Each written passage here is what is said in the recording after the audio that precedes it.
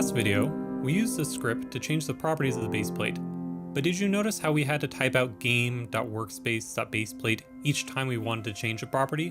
It's not too bad if you're just changing one or two things, but if we want to change a lot of properties, this will get tedious and will be really hard to read. Fortunately, we can make our lives easier by using variables.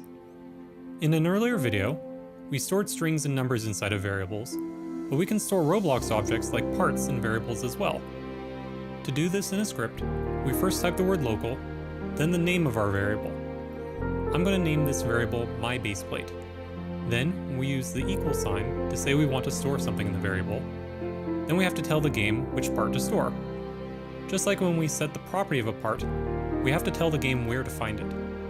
To save the baseplate, we type game.workspace.baseplate. To change the property of a part stored in a variable, all we have to do is type the name of the variable, then dot, then the property we want to change.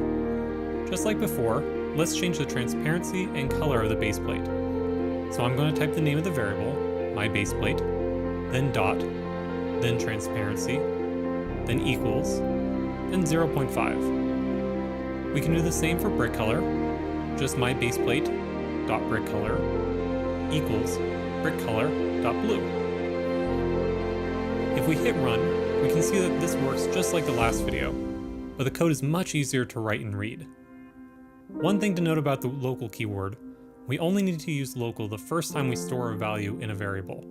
If we use the variable again in the same script, we don't need to use the word local.